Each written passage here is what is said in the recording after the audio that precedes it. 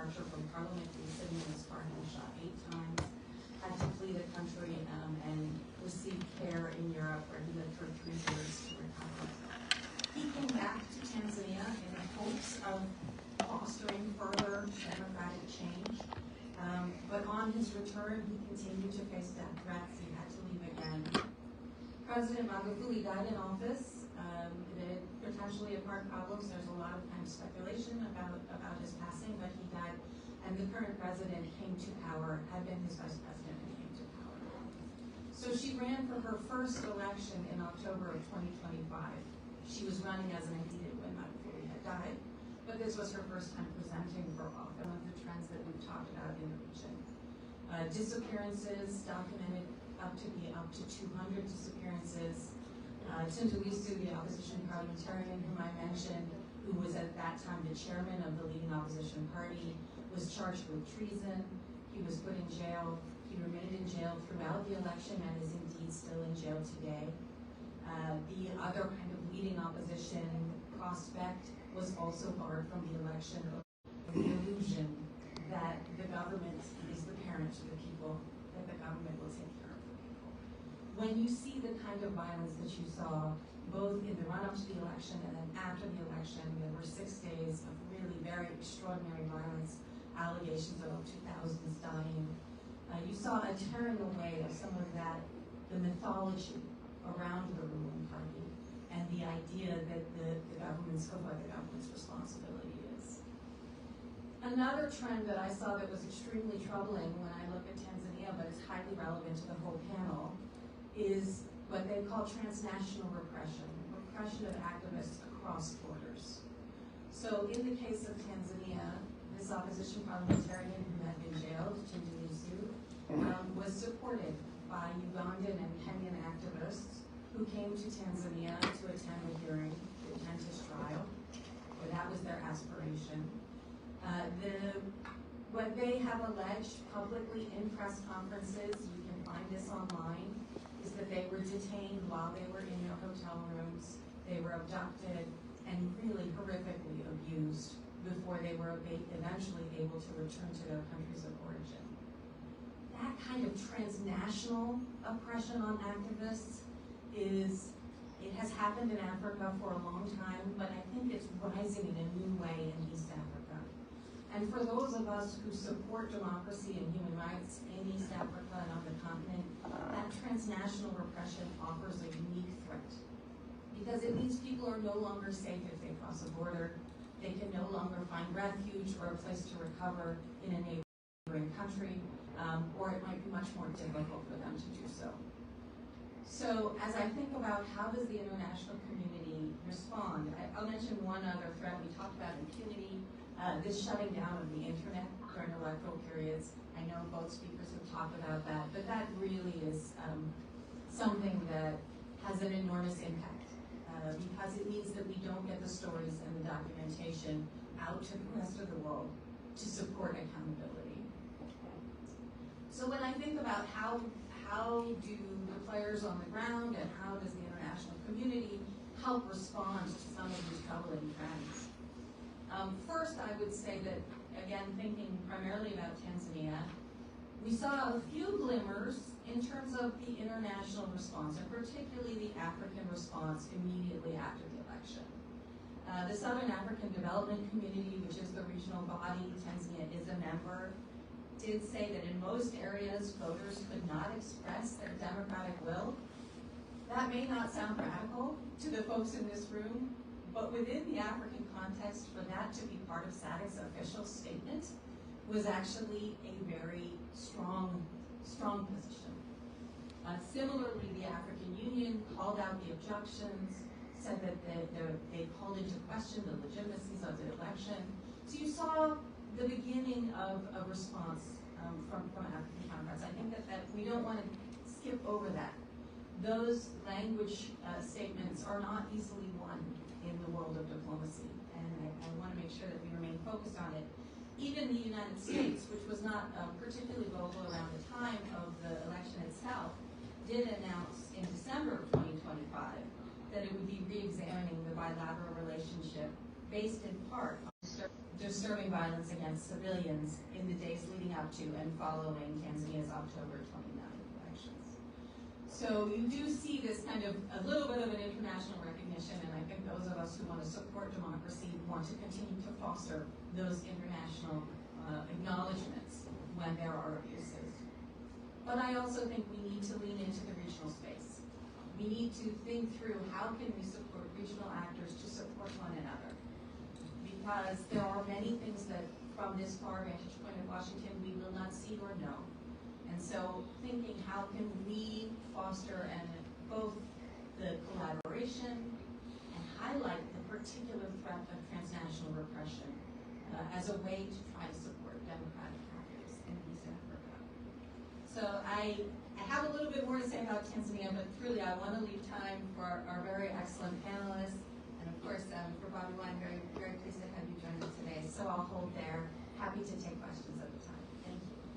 All right. Thank you so much, Professor Petro. And next up, we have Devin. So she's going to get the mic back. And then after that, we'll proceed with Mr. Kija, who is on the screen behind me, and then ultimately with Mr. Bobiwine.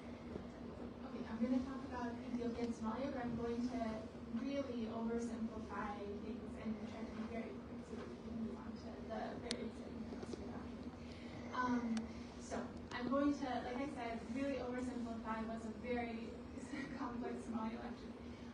So there are 57 registered political parties that are going to compete in Somalia's upcoming election. There's also a lot of uncertainty with this election. So we don't have clarity on dates. We don't even have clarity on how the election is going to be conducted. And in fact, it's quite contested. This uncertainty is not doing anything to ameliorate tensions between the federal government and the federal member states. The main source of tension lies in whether Somalia is going to switch to a universal suffrage, as in direct elections where every is one person, one vote system, or if they're going to stay with the system that they've had until recently, where it's an indirect election. So the main issues at stake. First, everybody wants universal suffrage. So there was a recent kind of trial local election, and people in Mogadishu came out in force. So everybody showed that they really wanted to vote. On the other hand, there's fear that Al-Shabaab would target, they would take advantage of people being out in mass to vote, and they would use that as an opportunity to conduct additional attacks. To be fair, Al-Shabaab has targeted elections even when they were conducted indirectly, but I think the consensus is generally that this would give them greater opportunities. And then another point of contention with this is that right now the federal member states have a lot of influence in how the elections go. So if it becomes a direct election that's managed by the national government, then that influence is going to go down. So for example, earlier this week, Southwest State actually felt so threatened about the switch to a different electoral system that they went ahead and they started holding their own indirect elections, and they cut ties with the federal government because they do see it as kind of an existential threat. Now, in that state, the president is viewed as someone who gets support from Ethiopia, so that can also be a part of the equation. Another major issue here is just feasibility issues. It takes a lot of work to conduct an election anywhere, but in a country like Somalia where, okay, just to give you an example, the recent local elections that they had in Mogadishu took 10,000 soldiers to provide security. So right now, the SNA has not been getting the same level of support from the United States or other partners. In fact, since January, U.S. assistance to Somalia was turned off. So, can they provide that security? That is a good question. And then there are also a lot of accusations that this is a power grab by the incumbent, right? So, Somalia has had 5 changes of leader and party in the last 5 cycles. So they're doing good at kind of making that power shift from one party to another. Maybe other countries in the region should take note. But at the same time, HSM wants to extend his time in office. He wants to change the constitution. He wants to, he got Parliament to support a measure to give him another year. And he's hoping that the direct elections are going to be more feasible in urban areas where he has more support. So, there's a lot of tension over this issue, and the conclusion is unless the federal government can come to some compromise with the federal member states, because it's not just Southwest State, right? Puntland and Jubaland are also quite not happy about this. Then we're really in for a rough year ahead in Somalia. So I think I'm going to move over to Ethiopia really quick. This is going to be the first time Ethiopia, June 1st, they're going to have national elections, parliamentary elections. It's the first national election since the end of the Tigray War. How competitive are they? There are 23 opposition parties registered, and they are forming some coalitions, which could be a good sign. However, only in 2005 did the opposition in Ethiopia ever get close to having a decent percentage of the vote. And so some have said that this is not at all a democracy, this is procedural authoritarianism, because the choice has really been eroded way ahead of the vote. Insights and now definition of this becomes the one of these rules.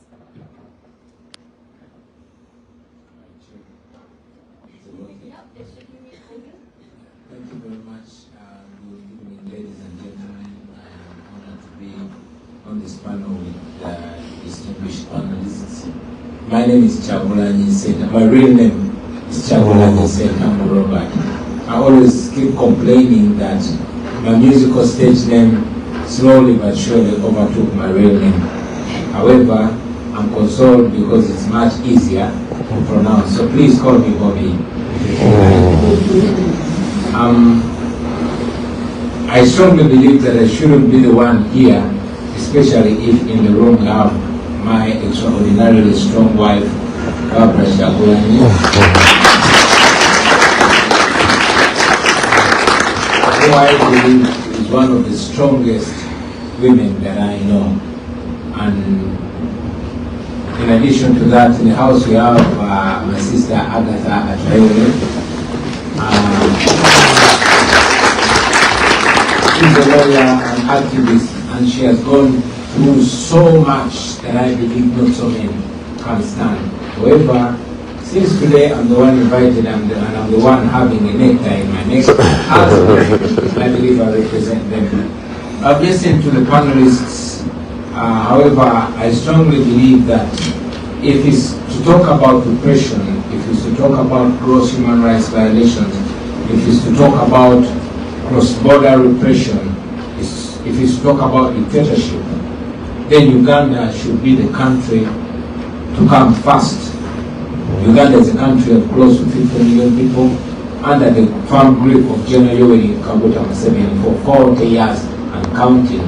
He took power by barrel of the gun in 1986, and up to now, he's still in charge of our country. He is famously quoted to have said the problem with Uganda in particular and Africa in general are the leaders that overstay in power. But now it's a very big crime to remind him of what he said when he was my age. I am here not on invitation, not voluntarily. I am here because I ran away, I escaped from my country. On January 15th, we had a presidential election, which I strongly believe we won. I was the main challenger of General Museveni. We had an election where the internet was switched off 2 days to the election, and it remained off for a week. We had an election where immediately after I cast my vote, I was put under house arrest with my wife. But before that, days before, many dozens of our party officials were rounded up and detained. My two deputy presidents, who are women, were abducted a day before the election, and they remained missing for 2 weeks. When they resurfaced, they told an ordeal of being detained in a military barracks supervised by General Museveni's son, Muhoozi Kainerugaba, who is actually the Chief of Defense Forces in Uganda. Many people were abducted, they've not been seen again. My deputy president for the Buganda region, the most populous region, had his house raided by the military. See, women play a big role in our elections. They are the organizers.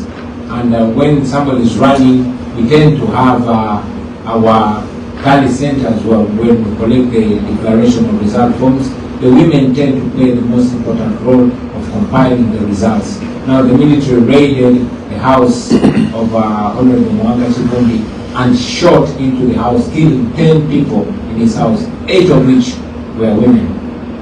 Now I'm only talking about the ones that are known, but as we speak, thousands of our supporters are in jails. The difference between 2026 and 2021, because I ran in 2021 as well, is that in 2021 there was still a semblance of cover-up. However, in 2026, because the son of the president, who also doubles as the Chief of Defense Forces, the Army Commander, does not pretend to be a good dictator. He will kill people and he will take pride in it. He will post on social media about it. He was proud to post that I have killed 24 of National Unity Platform, which is the political party. I've killed 24 of NUP members, and I'm so willing, I'm looking forward to kill the 25th, which I want to be Bobby. Now Bobby is me. He ordered for my execution, and indeed my house was raided on the 16th of January, and I was lucky because we had gotten some good lessons in 2026. I played James Bond and his escape from my house. Yeah, it would be funny if it was inside. You know, I left my house a few days later. My house was raided again because my wife remained under house arrest. This time, the soldiers broke into my house, only men. They beat up my wife so bad and my other family members, they stripped her naked. Meanwhile, they were filming. And like I said, the son of the president, who also is the commander of the military, takes pride in torture, especially torturing vulnerable people like women. He was proud to post the image of my wife subdued on the floor with soldiers with guns. And they said, yeah, this is the picture when he captured Kabobi's wife, and she was forced to tell us where the husband was. I remained on the run. I mean, so much of that. It is not only happening with my wife. He abducted my bodyguard and long-term friend Eddie. We looked for him for 2 weeks. We complained everywhere until in the middle of the night he tweeted and said, don't look for him. I'm holding him in my basement and I'm teaching him Unyankole. Now Unyankole is the language of the tribe where General Museveni comes from. And indeed, when Eddie showed up, he was all shaved, beaten, but unfortunately when he was taken to court, he was not given a chance to go to the ICU in hospital. He was thrown in jail and is still in jail. Now these stories have gone on and on and on and on and on and on. The repression, the abuse of human rights in Uganda is worse and worse and worse as it keeps going. When people talk about the same, I understand when you talk about Tanzania, in Kenya, but like Trevor Noah one time joked, said in Uganda, it is worse. What makes it even worse is that those that we look up to are not looking for accountability. I like that Otieno talked about it. It is not accountability and justice that is looked for, but political settlements. No wonder so many political players are silenced or compromised.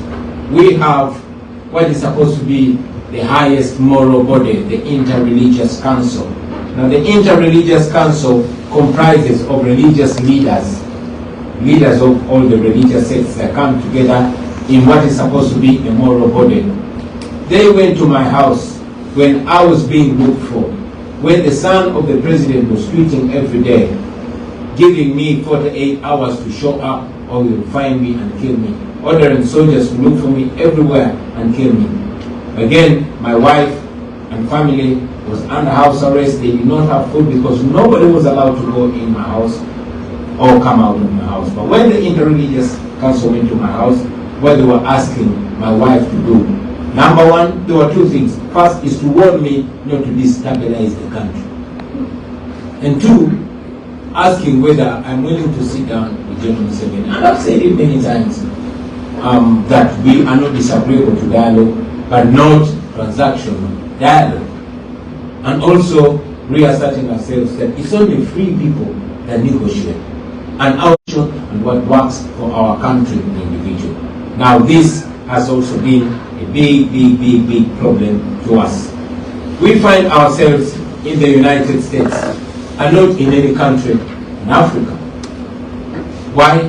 Because we believe that it is countries like the United States that will power and influence over authoritarians like General Museveni. We are aware that for a long time the United States was giving up to $1 billion annually to Uganda in security cooperation.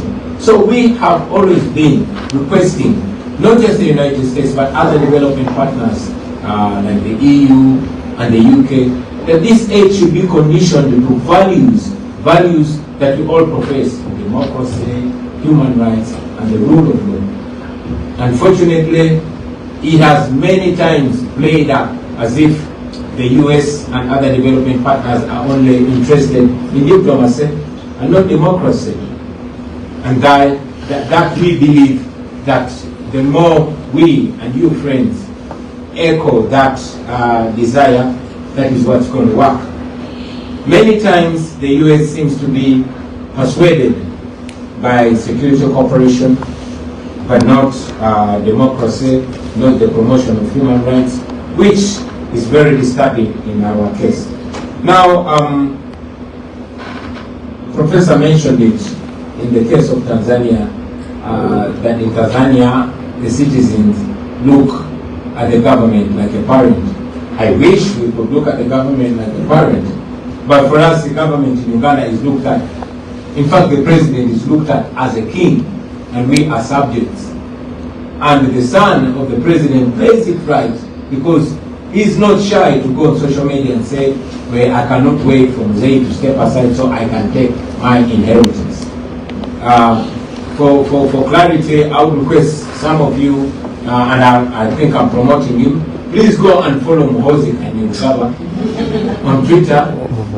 That will help us, to speak less, because he helps us. He puts everything, and whatever he tweets, we believe it is in many ways their dinner table talk. Now, talking about trans-border repression, transnational repression. In the yesteryears, when people were struggling for freedom and for democracy, particularly in Uganda, they would run to Kenya, they would run to Tanzania. But when I was running out of my country, I could not board a plane in Kenya. I could not board a plane in Tanzania. I had to run as far as 3-4 countries away, because General Museveni is more like the godfather of the region. Dr. Kija-H.E, the guy who mentored us and a veteran freedom fighter and political activist and opposition leader, was picked from Kenya. He was abducted from Kenya by the Ugandan security. He was driven across the border in a car trunk and only showed up in Uganda in a military court. This has happened many times. My sister Agatha is here. My brother from Kenya, Boniface Mangi, faced the same plight when they went to stand with our brother Timurisu in Tanzania. This goes on and on and on and on.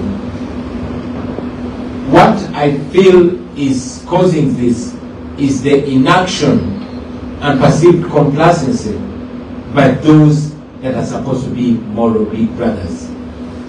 Kenya used to be safe.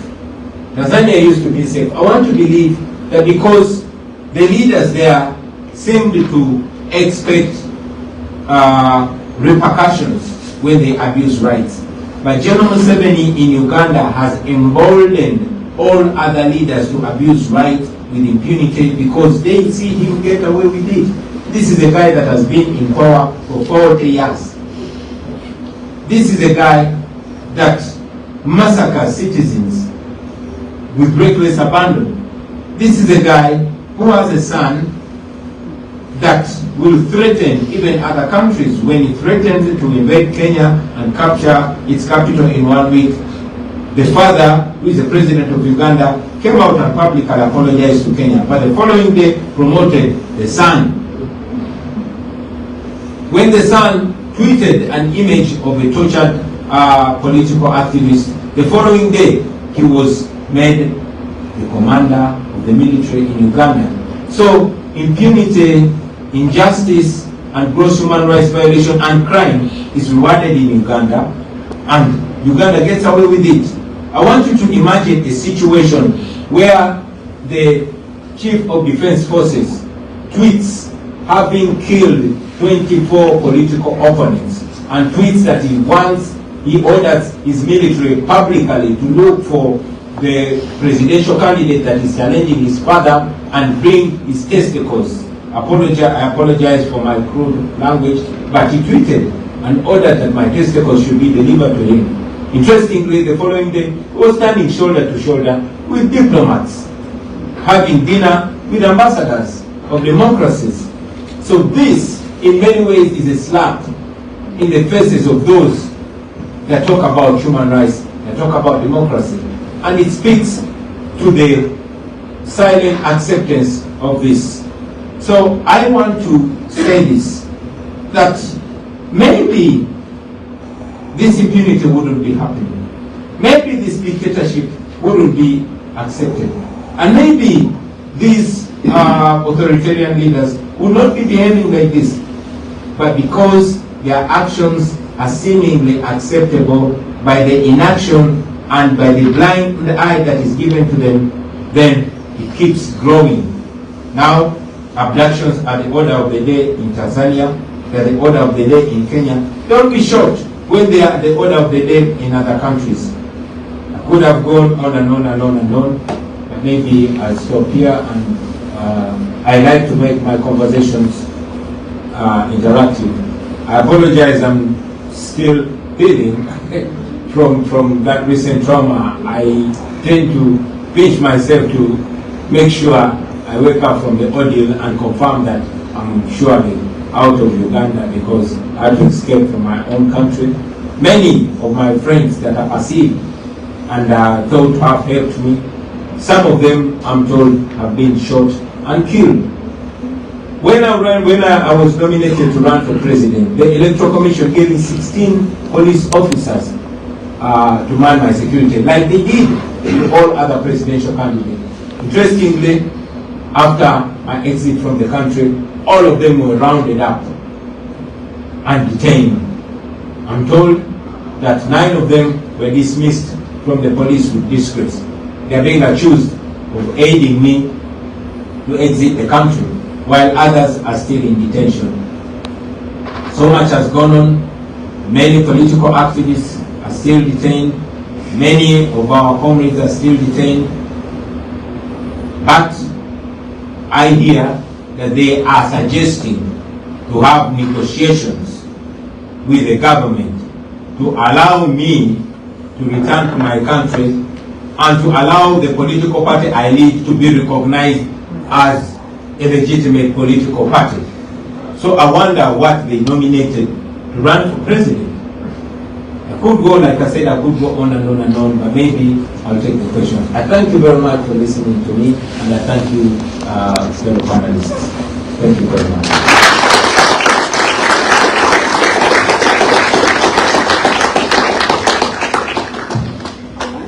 So thank you for coming. We're now going to open the questions to the audience. We are at time, so if people have to leave at 7, we can keep you understand. but also if you are willing and able to stay for the Q&A round, you're more than welcome to do so. What I would ask is that you come and line up on this side, because if you are in the crowd, the panelists online can unfortunately not hear you unless you have a mic. So I have a handheld one right here, and so I will be holding it over there, and then our panelists will answer questions. So if you have anything to ask, please come and stand over there and join me on this side.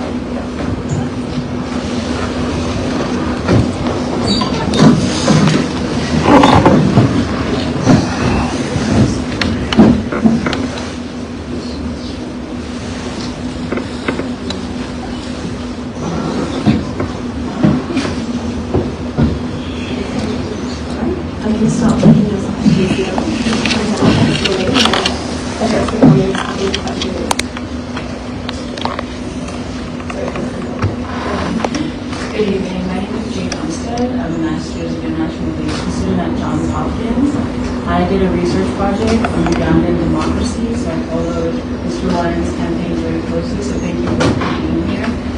My question is about moving forward, how would you like the international community's policies and actions to emphasize this emphasis of human rights and accountability? I know you've made public calls for sanctions from the United States as well as the EU, so I'm wondering, after sanctions, what else would you do? Given the fact that they seem to be co-opting the very actors that are perpetuating human rights atrocities in the community. Thank you for this question, and you can go ahead and pick up the mic. Would you prefer that we just ask all the questions at once and then we answer them? Yeah, okay. Come on, Hello, my name is Owen. My question is a general question. How does civil society get back on track when it's being attacked? And it seems that it doesn't have much of a chance to recover when these authoritarian figures are attacking it. It's very important to the preservation of democracy, and so I'm curious how we see it staying in shape and recovering in protect.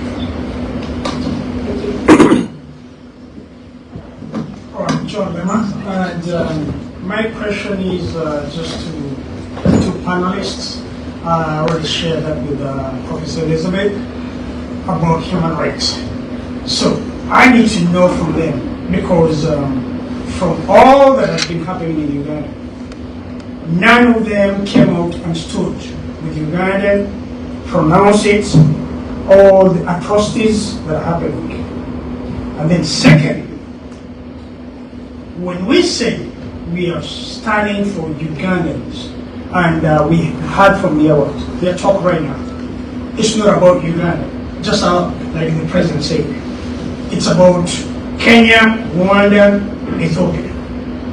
But right now it's about Uganda. And that's the reason we're here. But they haven't mentioned anything concrete about Uganda. Do they stand for that?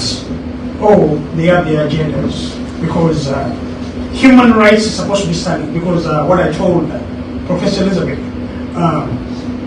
our own chairperson came out and said, it's above my what?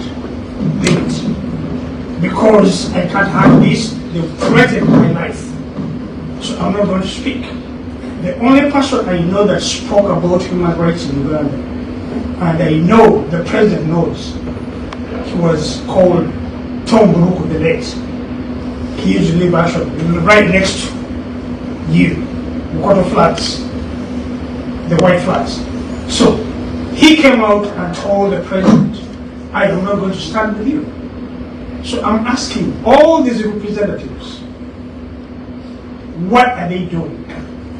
Because all they do is pretense. We are tired of pretense. So I will need to listen to what they say. Thank you.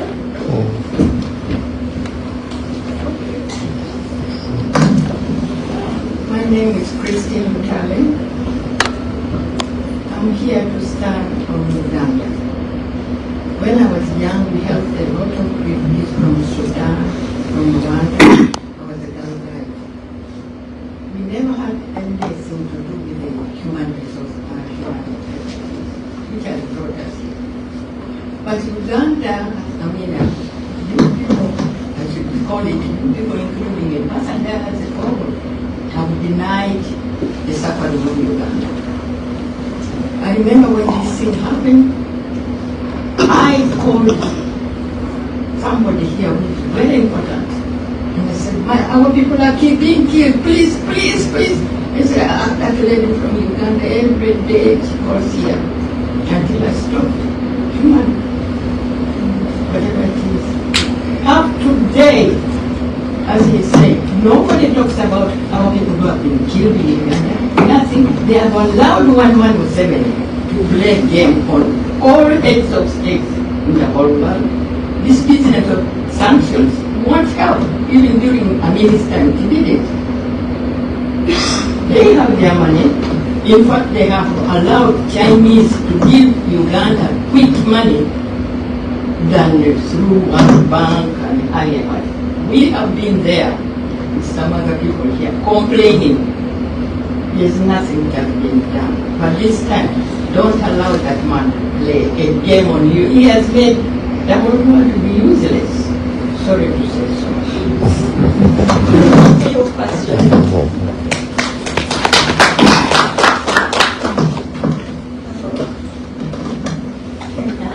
Okay, yes. Hi, my name is Janelle Jin. I'm a senior here in the Elliott School of International Affairs. For my question, the one common thread that I noticed among all the speakers today was the concern of securitization of media within the region, and the securitization of media being used as a justification for digital authoritarianism. As Mr. Wine mentioned earlier, the use of media to almost put out warrants out for people through, Twitter, other forms of social media, and also media suppression as well. So, and how this framing of the media right now is being framed for countries outside of Africa, viewing a lot of the concerns that you have all brought up right now as being for security purposes, as not being human rights violations. So my question is going forward, how can this framing be reversed so that we can see so that we can see, the global community come and stand up against the securitization and these human rights abuses. Thank you.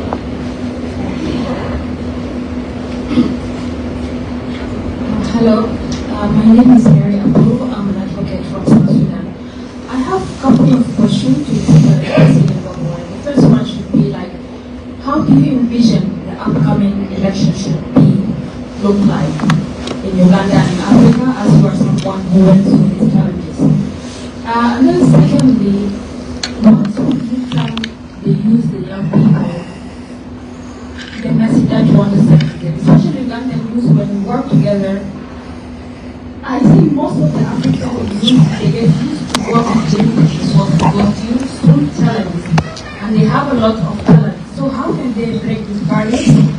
And I wanted to go further than that, also the role of the diaspora. How can the diaspora help in these transformations of democracy in Uganda? And also my last point, you went through all these challenges, what gives you hope? Thank you. I love the last part of the beginning, but it's a very positive point. Go ahead. Alright, my name is God Bless. My question is directed to Bobiwine. So I've heard about you before today, and someone spoke to me about your comment, and I was asked a question. I said I really don't know much about you other than the fact that you were in struggle.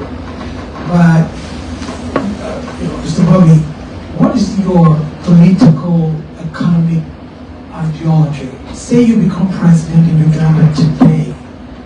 What will change? What sort of economy would you build for Ugandans that would, bring prosperity beyond what is currently happening? Because I can tell you this, that as much as many diasporans want to support people like you and the international community that you rightly called out, if they cannot see their interest in your ideology, both economically, it is going to be difficult to really back you all the way. So, are you a capitalist Are you a socialist? What are you, beyond the fact that you want political power? I think a lot of us in the diaspora, we've gone past the let's just struggle for power, but what are we going to do so that we are not just repeating the same mistakes like those who just wanted power, like the people you're talking about?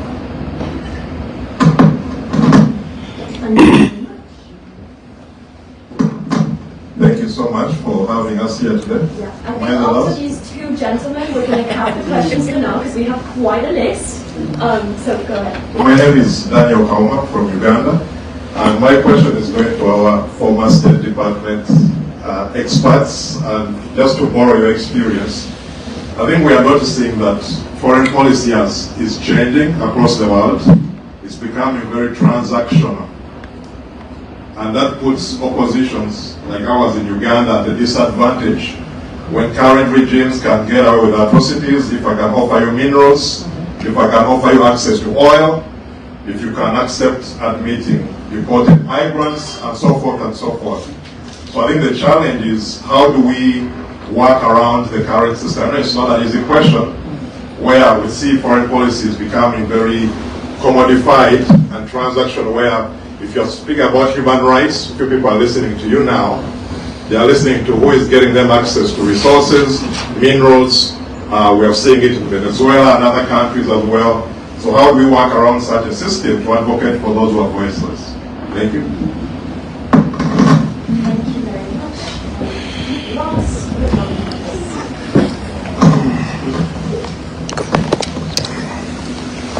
Thank you very much. My name is Ekipya. My question will be the last gentleman who went back. Because at this time I don't think Uganda will looking for any economic. There are a lot of people do not kill day and night. I'll answer the question. Please ask your question. I'll give the answer. Really, that's what makes me start up. I'll give the answer.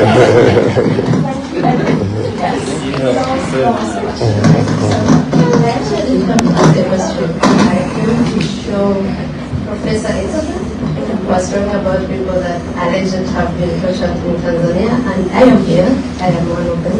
So I just came so that people see we did not allege. I still live that. My feet have never healed because of the torture. And we filed a case in the E.Africa Court of Justice. We filed a case everywhere. And the international community let us down. You know, good for me is I do not expect so much in the international community. I expect so much in the people of Uganda. So I don't have a sense of entitlement. All the international community to help us. I just also hope that you stop pretending that you are going to help when there's no help. And I'm sorry for saying you. I'm not meaning people here, but I'm saying that that's how the international community looks like. If what we said about Tanzania had been taken into consideration, because we came out after the torture, after being threatened that if we speak we will be killed, and we said we're going to speak so that it stops with us. That's what we at least expected, at the very least. If that had been considered, 10,000 people wouldn't have been massacred in Tanzania. But it wasn't. So I am here so that you see that I am the one leading that right now, and I am still leading it. Thank you.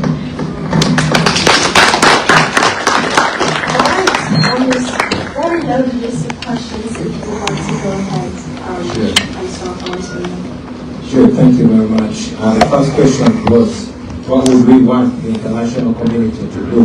And I'm very glad my sister Ayogede answered it. We are not asking you to come and save us. We are asking you to stop funding our operation.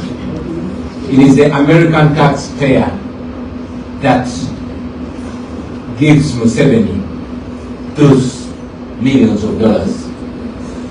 We are willing, and indeed we are trying to fight against oppression, but we cannot fight against $1 billion every year. We cannot fight against the French guns, against the tear gas that comes from the Europe and all that, you know. We want to free ourselves. but we are fighting against a power that is behind a dictator. In the late 80s, it is until the United States denounced the apartheid government that apartheid failed. Otherwise, even Nelson Mandela was declared a terrorist by Margaret Thatcher. So, the dictators in Africa would not be surviving if they are not being supported by the West. Idi Amin was supported by the West until the West got his hands off him. The same was with Gaddafi and others. So, we are asking the international community to stop, first, three things: stop funding the oppressors. Or at least, if you are to have cooperation with African countries, particularly with Uganda, at least put conditions on that aid. Conditions like respect for democracy, respect for human rights, and respect for the rule of law. I think that is not too much to ask for. We are always mocked by the propagandists of the dictators back home. Every time we come here, we don't come here to ask for money. When they are being funded by the Western countries, they call it cooperation. When we come to the Western countries to demand that conditions are put on that aid, they call us Western puppets. So we are asking they should stop funding our operation, and they should use their moral tools that they have. Tools like sanctions, tools like the global Magnitsky, and also disassociate. I've not seen an American president standing shoulder to shoulder with the European dictator Lukashenko. What Museveni does in Uganda, if it was a European president that does it to European people, I am sure that leader would not be in power the following week. Then why is the standard of human rights in Africa put at a lower standard? For lack of a better word, that is racism. So let the standard of democracy in Africa, let the standard of democracy, the standard of human rights in Africa be measured at the same standard with Europe.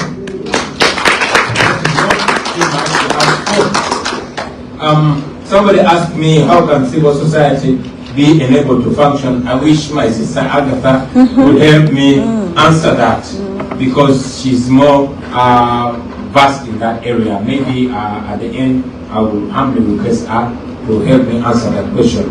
And how can the media be framed better to focus on human rights abuse? That's a very good question. The media, in many ways, and I'll talk in the case of Uganda, the media is owned. Almost all radio stations are owned by either a minister or an army general or somebody well positioned. And even those that are not owned are intimidated. We have a radio called the Central Broadcasting Service. It is owned by my kingdom. But I cannot be posted on that radio because Museveni threatened them. In 2009, he took away their license, and they spent more than 15 years operating without a license. So that means that even those radio stations and TV stations are controlled and governed and intimidated. Thanks to the generation that we live in, we have social media. And it is social media that is helping us. No wonder Facebook is now banned in Uganda.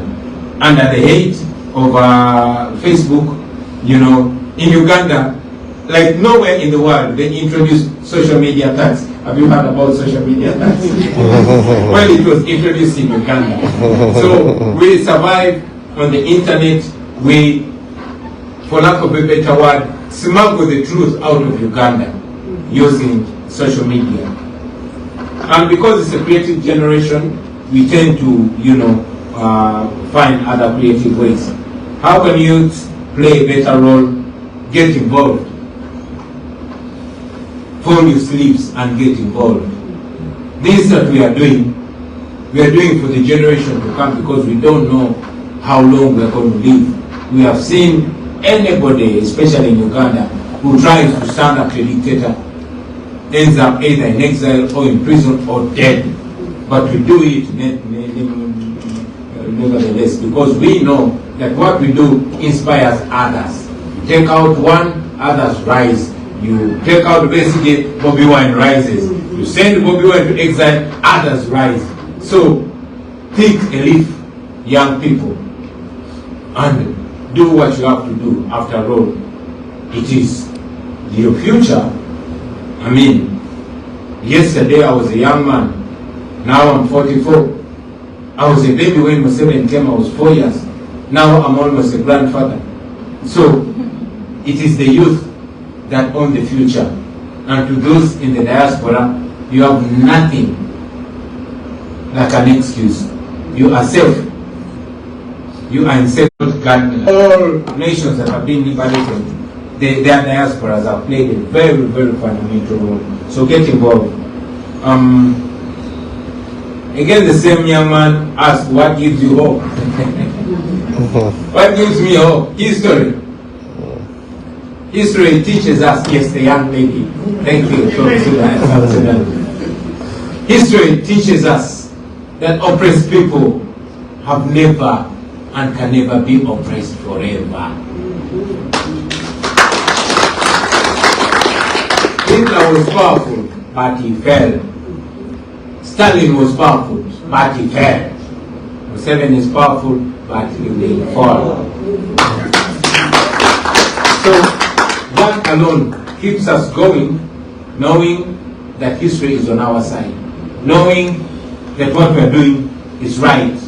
The fact that we have been arrested many times, Dr. Kija-H.E, I think he's the most arrested person that I know, but he has never been convicted because the law is on his side. The law is on our side.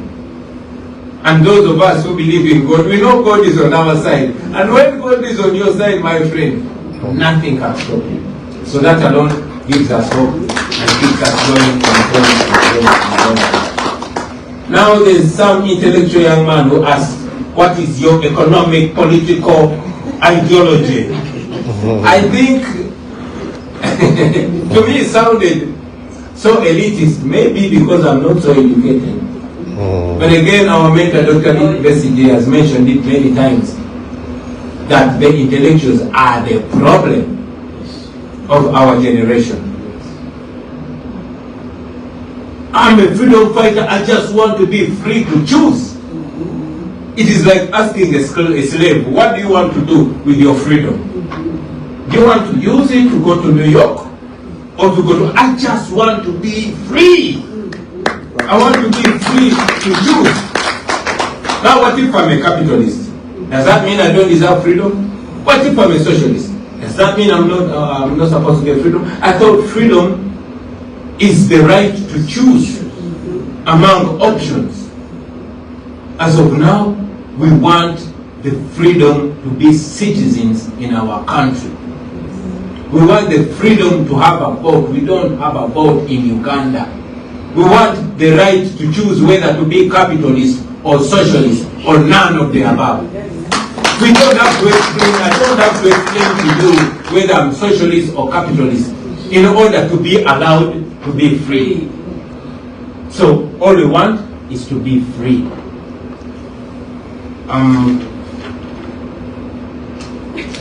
Yeah, I think that was all.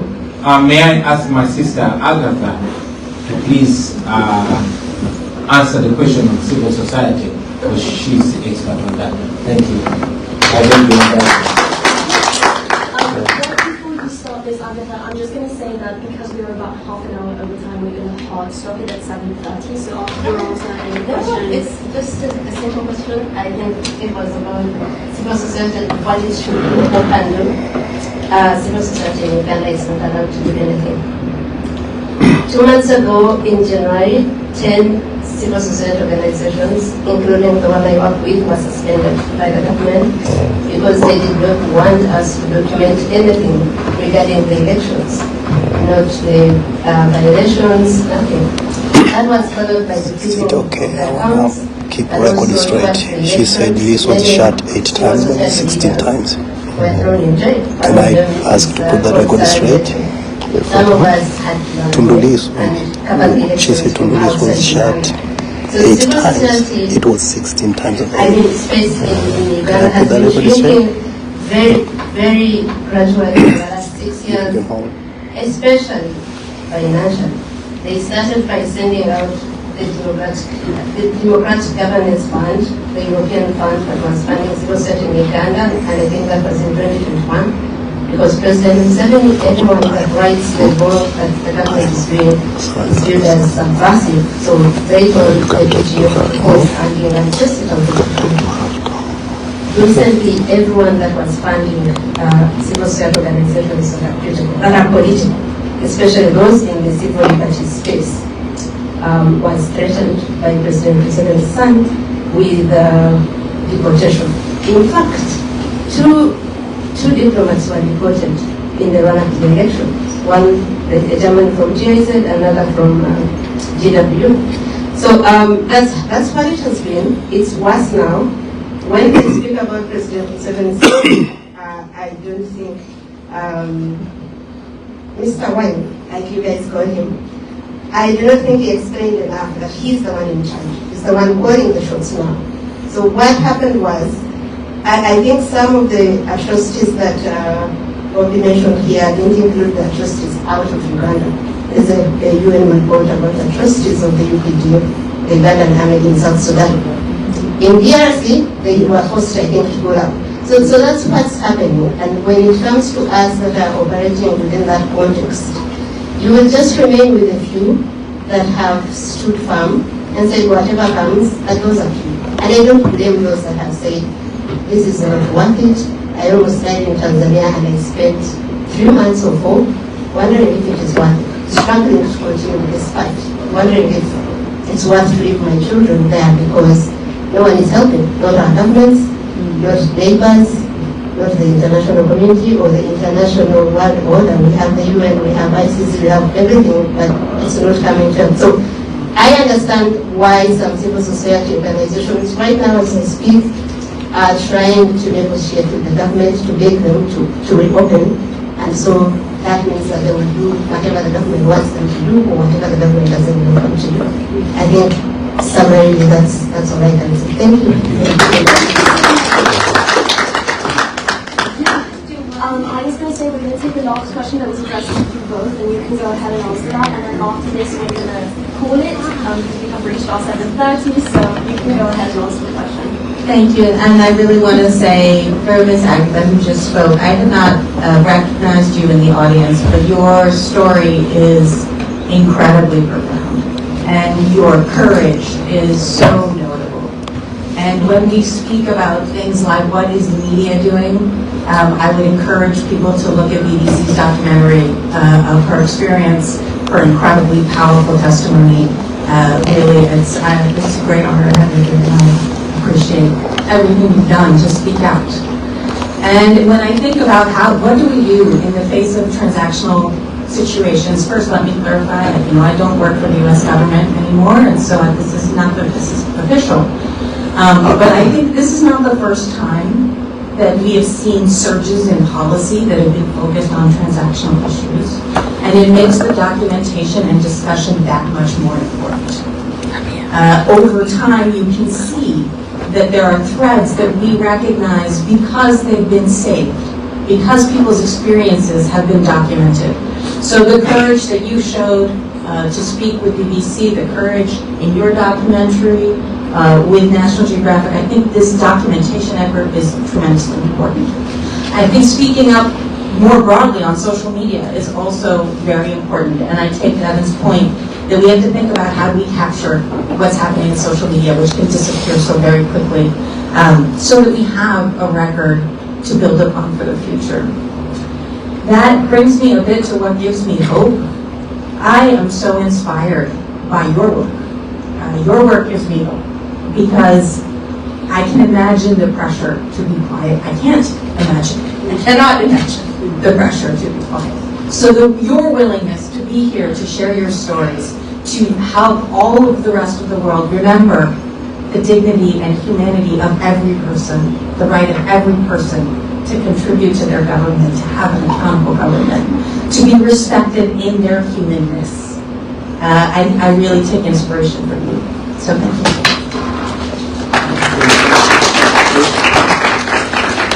Alright, before people start rushing down really quickly, I just wanted to thank all of our panelists and our guest speakers for coming, for sharing their insights, all of their perspective, and for telling us a little bit about their personal experiences in the case of Mr. Wine, as well as their perspective on various really salient issues. So again, a big thank you and a big round of applause for everybody.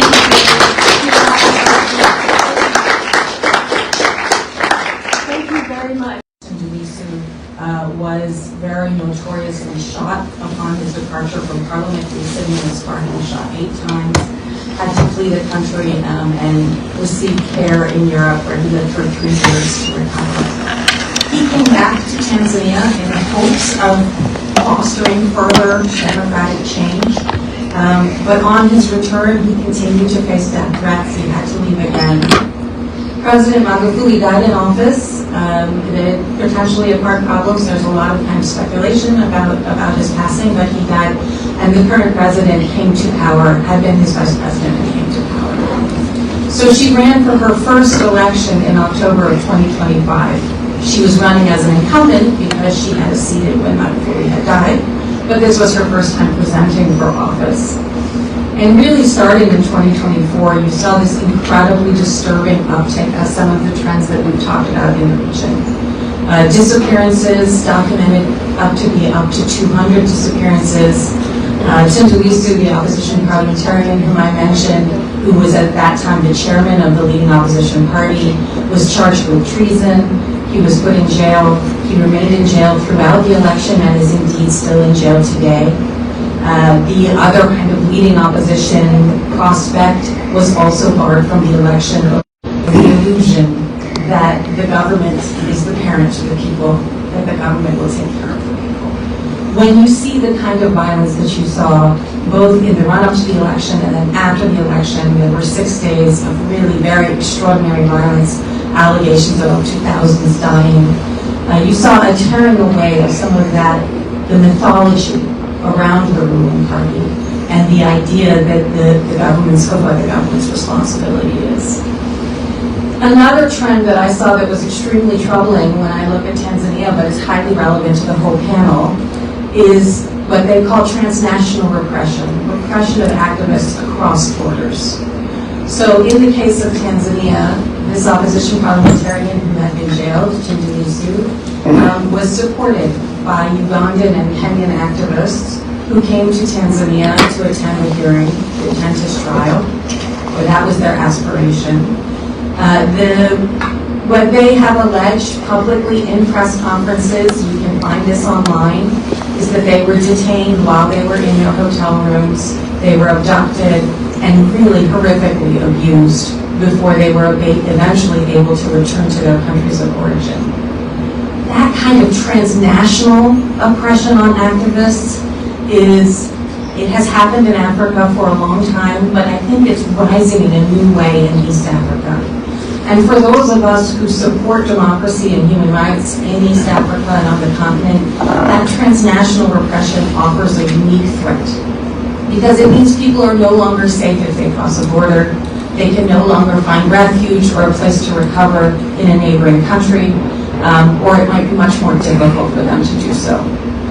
So as I think about how does the international community respond, I'll mention one other threat. We talked about impunity, this shutting down of the internet during electoral periods. I know both speakers have talked about that, but that really is something that has an enormous impact because it means that we don't get the stories and the documentation out to the rest of the world to support accountability.